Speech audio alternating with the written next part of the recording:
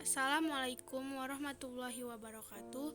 Perkenalkan, nama saya Nur Atika Sofia Herman, NIM 0306193200. Saya dari PGMI 5 semester 4 Fakultas Ilmu Tarbiyah dan Keguruan.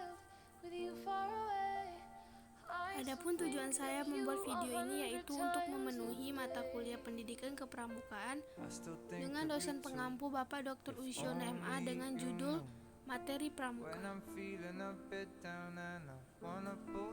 Tanda sandi dalam gerakan pramuka.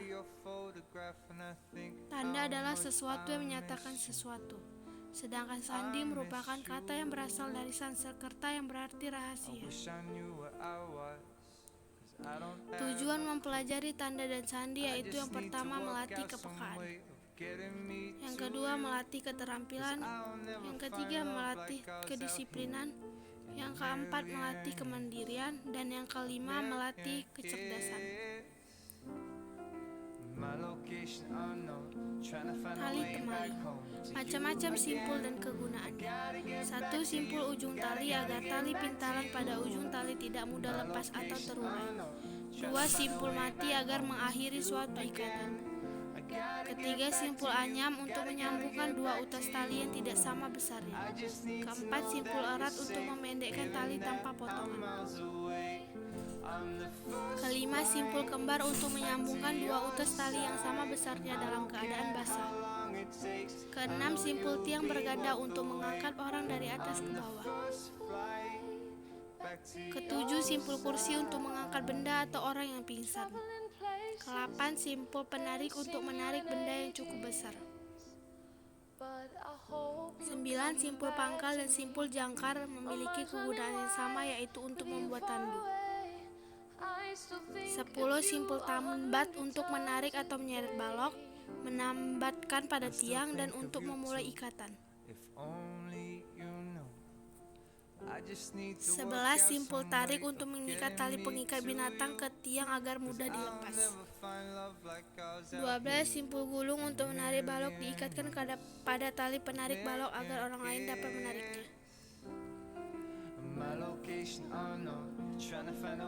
13. Simpul turki untuk mengikat sapu lidi.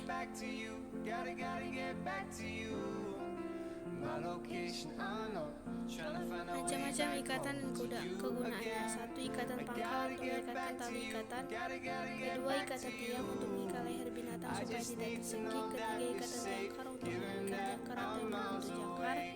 4. Ikatan tambat untuk menambatkan tali pada suatu tiang dengan erat. 5. Ikatan tarik untuk menambatkan tali pengikat binatang pada suatu tiang. 6. Ikatan turki untuk mengikat sapu lidi.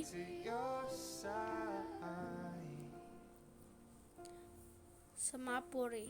Semapore adalah suatu cara untuk mengirim dan menerima berita dengan menggunakan dua bendera. Trik mudah kuasai semapore yaitu: yang pertama, pilihlah tempat yang kontras dengan warna bendera yang digunakan. Kedua, hindarkan arah sinar matahari yang menyilaikan penerima atau pengirim. Yang ketiga, sikap badan adalah berdiri tegak, kaki dibuka pada saat tidak mengirim isyarat bendera disilangkan ke depan kaki. Keempat, cara memegang tongkat dipegang dengan tangan, jarak tunjuk dan tongkat. Kelima, selama mengirim isyarat, tangan dan lengan tetap di jarak lurus dengan tangan kita. Keenam, kirimkan isyarat dengan mantap dan jangan ragu-ragu. Hindarkan gerakan yang tidak perlu dan membingungkan. Ketujuh, usahakan bendera tidak terlipat pada tongkat. Kelapan, pengiriman pesan dilakukan huruf demi huruf dan tidak perlu kembali ke sikap sempurna. Morse. Semboyan Morse dapat dilakukan dengan metode cara sebagai berikut. Yang pertama, suara yaitu dengan menggunakan peluit. Yang kedua, sinar yaitu dengan senter. Yang ketiga, tulisan dengan menggunakan titik dan strip. Yang keempat, bendera yaitu dengan bendera Morse. Kompas. Kompas adalah alat bantu untuk menentukan arah mata angin. Bagian-bagian kompas yang penting antara lain: yang pertama, dial yaitu permukaan di mana tertera angka dan huruf seperti pada permukaan jam. Yang kedua, visir yaitu pembidik sasaran. Yang ketiga, kaca pembesar untuk pembacaan pada angka. Yang keempat, jarum petunjuk. Yang kelima, tutup dial dengan 2 garis bersudut 45. Yang keenam, alat penggantung dapat juga digunakan sebagai penyangkut ibu jari untuk menopang kompas pada saat membidik. Cara menggunakan kompas. Yang pertama, letakkan kompas Anda di atas permukaan yang datar. Setelah jarum kompas tidak bergerak lagi, maka jarum tersebut menunjukkan ke bawah utara magnet. Yang kedua, bidik sasaran melalui visir dengan kaca pembesar. Miringkan sedikit letak kaca pembesar kira-kira 50 di mana berfungsi untuk membidik ke arah visir dan mengintai angka pada dial. Ketiga, apabila visir diragukan karena kurang jelas, dilihat dari kaca pembesar, luruskan saja garis yang terdapat pada tutup dial ke arah visir searah dengan sasaran bidik agar mudah dilihat melalui kaca pembesar.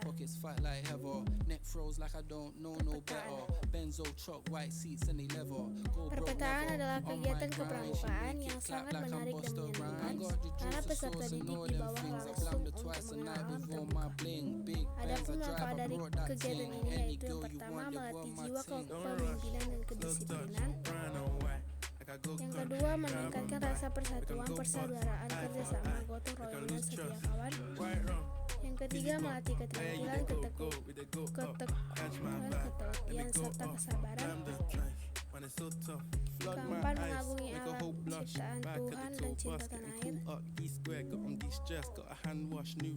Berikut adalah perpetaan yang perlu dipelajari anggota pramuka.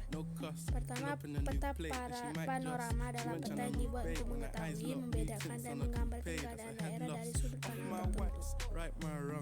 Yang kedua, peta lapangan adalah peta yang menggambarkan keadaan atau kondisi suatu tempat dan daerah sekitarnya dengan skala yang lebih kecil. Demikian penjelasan saya mengenai materi pramuka. Apabila dalam penjelasan banyak salah kata, saya mohon maaf karena yang sempurna hanya milik Allah Subhanahu wa Ta'ala. Semoga materi yang saya sampaikan dapat berguna dan dapat diterima oleh kita semua. Saya akhiri dengan wassalamualaikum warahmatullahi wabarakatuh.